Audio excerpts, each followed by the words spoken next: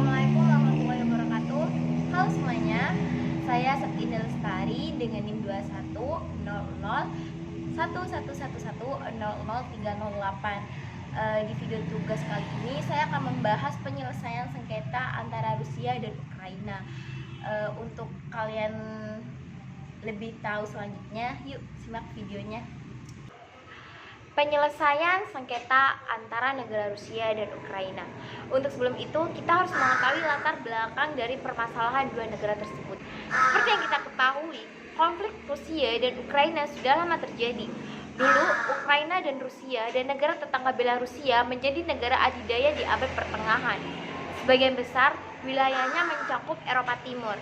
Menurut beberapa catatan lainnya, Rusia-Ukraina seringkali terlibat konflik ketika revolusi Bolshevik terjadi pada 1917. Sebenarnya, dulu Ukraina rapat dengan Rusia. Namun, pimpinan Ukraina yang sekarang lebih dekat ke barat dan ingin menjadi bagian NATO. Padahal, ketika Perang Dingin terjadi, sebelum 1990, orang-orang Ukraina dan Rusia bersatu dalam sebuah negara federasi bernama Uni Soviet, negara komunis yang terkuat di zaman itu. Uni Soviet setelah Jerman kalah dan Perang Dingin II selesai, memiliki pengaruh di belahan timur Eropa. Tak heran jika negara-negara di benua Eropa bagian timur juga menjadi negara-negara komunis. Pada 1991, Uni Soviet dan Pakta Warsawa berubah. Di tahun yang sama juga, Ukraina memberikan suara untuk memerdekakan diri dari Uni Soviet dalam sebuah referendum. Presiden Rusia Boris Yeltsin pada tahun itu menyetujui hal tersebut. Selanjutnya, Rusia, Ukraina, dan Belarusia membentuk Commonwealth of Independent States atau CIC. Namun perpecahan terjadi. Ukraina menganggap bahwa CIC adalah upaya Rusia untuk mengendalikan negara-negara di bawah kekaisaran Rusia di Uni Soviet. Pada Mei 1997, Rusia dan Ukraina menandatangani perjanjian persahabatan. Hal tersebut adalah upaya untuk menyelesaikan ketidaksepakatan. Hubungan Rusia dan Ukraina memanas lagi sejak 2014. Kala itu revolusi menentang supremasi Rusia. Masa anti perpecahan berhasil melengsarkan mantan presiden Ukraina yang pro-Rusia, Viktor Yanukovych. Kerusuhan bahkan sempat terjadi sebelum berdamai di 2015 dengan kesepakatan Minsk. Revolusi juga membuka keinginan Ukraina bergabung dengan Uni Eropa atau UNI dan NATO. Ini mengutip Al Jazeera membuat Putin marah karena prospek berdirinya pangkalan NATO di sebelah perbatasannya.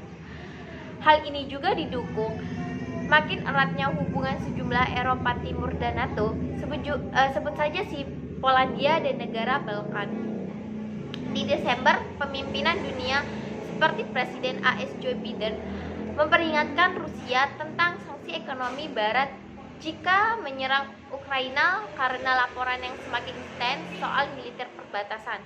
Sejumlah pimpinan Eropa seperti Presiden Prancis Emmanuel Macron dan Presiden Turki Recep Tayyip Erdogan juga turun gunung menginisiasi negosiasi antara keduanya. Bukan latihan militer besar sejak awal Januari 2022.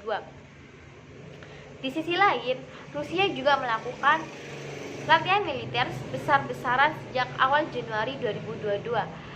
Semua angkatan laut dikerahkan. Latihan ini juga dilakukan di darat. Rusia bekerja sama dengan Belarusia, tetangga dekat sekaligus sekutunya. Rusia membantah akan menyerang kala itu. Namun, negeri Putin mengajukan tuntutan keamanan yang terperinci ke barat.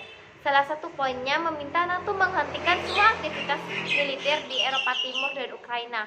Rusia meminta aliansi tersebut untuk tidak pernah menerima Ukraina atau negara bekas Uni Soviet lainnya sebagai anggota.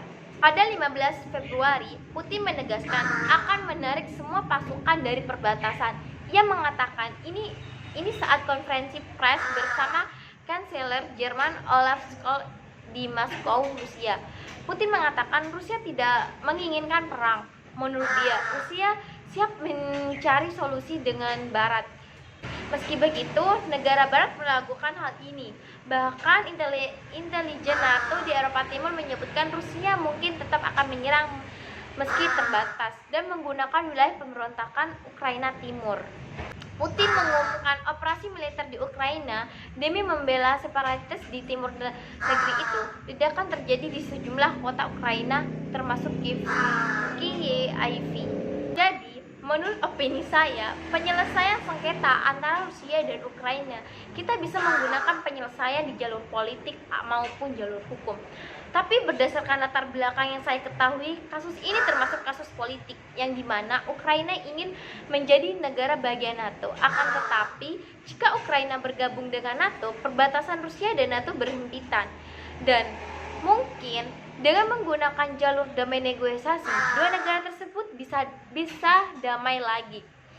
Sama halnya pada tahun 1970 yang menandatangani perjanjian persahabatan. Rusia memberikan beberapa permintaan terhadap Ukraina. Permintaan tersebut yang berisi bahwa Rusia meminta NATO menghentikan aktivitas militer, menjalani pelucutan sebagai kepastian bahwa negara tersebut bukan lagi ancaman bagi kedaulatan Rusia. Rusia juga perlu diadakan negosiasi akan tetapi antara Putin dan Zelensky untuk membahas hal-hal yang terkait dengan wilayah separatis di Ukraina Timur, yaitu Donetsk dan Luhansk, serta memperjelas status wilayah Crimea yang menjadi kontroversi. Saran saya agar penyelesaian ini selesai, mungkin Ukraina itu harus menyetujui permintaan dari Rusia agar mereka juga mendapatkan kedamaian dari antar negara. Terus yang kedua, Ukraina itu dan Rusia harus membuat perjanjian persahabatan yang dimana mereka itu harus benar-benar damai, karena dilihat dari latar belakangnya mereka tuh dari zaman dahulu mereka tuh selalu ada konflik di antara negara tersebut. Terima kasih karena sudah menonton video ini, semoga bermanfaat buat kalian semua. Wassalamualaikum warahmatullahi wabarakatuh. See you.